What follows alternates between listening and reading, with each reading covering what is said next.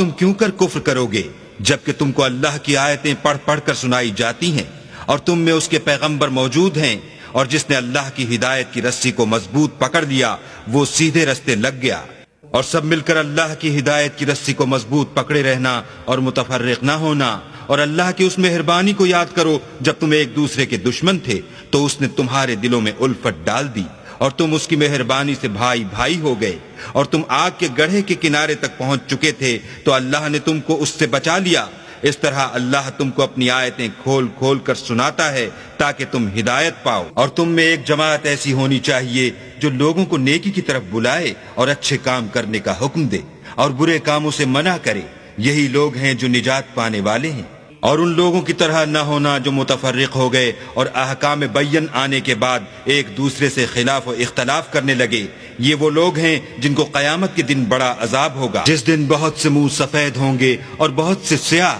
تو جن لوگوں کے منہ سیاہ ہوں گے ان سے اللہ فرمائے گا کیا تم ایمان لا کر کافر ہو گئے تھے؟ سو اب اس کفر کے بدلے عذاب کے مزے چکھو۔ اور جن لوگوں کے منہ سفید ہوں گے وہ اللہ کی رحمت کے باغوں میں ہوں گے اور ان میں ہمیشہ رہیں گے۔ یہ اللہ کی آیتیں ہیں جو ہم تم کو صحت کے ساتھ پڑھ کر سناتے ہیں، اور اللہ اہل عالم پر ظلم نہیں کرنا چاہتا۔ اور جو کچھ آسمانوں میں اور جو کچھ زمین میں ہے سب اللہ ہی کا ہے، اور سب کاموں کا رجوع اور انجام اللہ ہی کی طرف ہے۔ مومنو، جتنی امتیں یعنی قوتیں لوگوں میں پیدا ہوئیں تم ان سب سے بہتر ہو کہ نیک کام کرنے کو کہتے ہو اور برے کاموں سے منع کرتے ہو اور اللہ پر ایمان رکھتے ہو۔ اور اگر اہل کتاب بھی ایمان لے آتے تو ان کے لیے بہت اچھا ہوتا، ان میں ایمان لانے والے بھی ہیں لیکن تھوڑے اور اکثر نافرمان ہیں، اور یہ تمہیں خفیف سی تکلیف کے سوا کچھ نقصان نہیں پہنچا سکیں گے، اور اگر تم سے لڑیں گے تو پیٹھ پھیر کر بھاگ جائیں گے، پھر ان کو مدد بھی کہیں سے نہیں ملے گی۔ یہ جہاں نظر آئیں گے ذلت کو دیکھو گے کہ ان سے چمٹ رہی ہے، بجز اس کے کہ یہ اللہ اور مسلمان لوگوں کی پناہ میں آ جائیں، اور یہ لوگ اللہ کے غضب میں گرفتار ہیں اور ناداری ان سے لپٹ رہی ہے۔ یہ اس لیے کہ اللہ کی آیتوں سے انکار کرتے تھے اور اس کے پیغمبروں کو ناحق قتل کر دیتے تھے، یہ اس لیے کہ یہ نافرمانی کیے جاتے اور حد سے بڑھے جاتے تھے۔ یہ بھی سب ایک جیسے نہیں ہیں،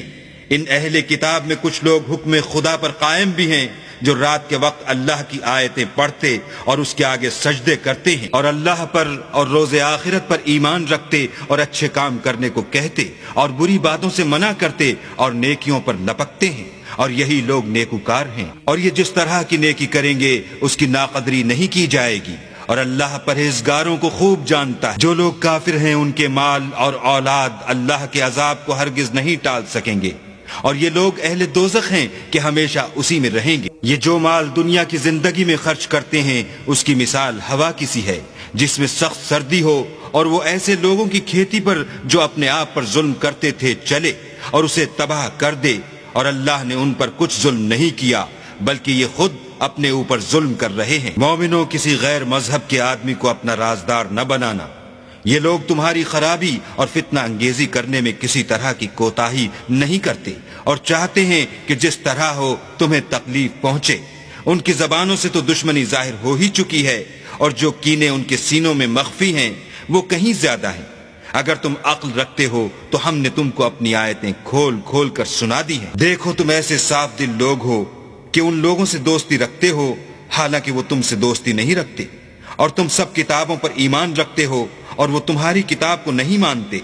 اور جب تم سے ملتے ہیں تو کہتے ہیں ہم ایمان لے آئے ہیں، اور جب الگ ہوتے ہیں تو تم پر غصے کے سبب انگلیاں کاٹ کاٹ کھاتے ہیں۔ ان سے کہہ دو کہ بدبختو غصے میں مر جاؤ، اللہ تمہارے دلوں کی باتوں سے خوب واقف ہے۔ اگر تمہیں آسودگی حاصل ہو تو ان کو بری لگتی ہے، اور اگر رنج پہنچے تو خوش ہوتے ہیں،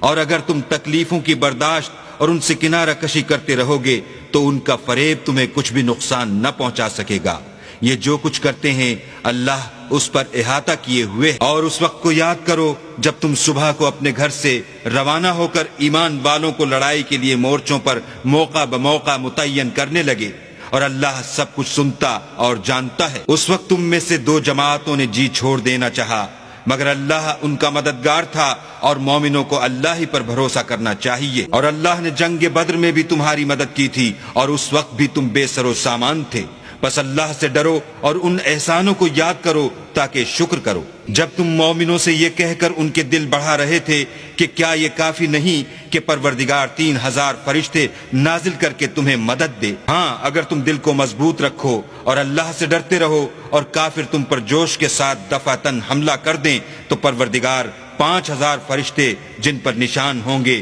تمہاری مدد کو بھیجے گا، اور اس مدد کو تو اللہ نے تمہارے لیے ذریعہ بشارت بنایا، یعنی اس لیے کہ تمہارے دلوں کو اس سے تسلی حاصل ہو،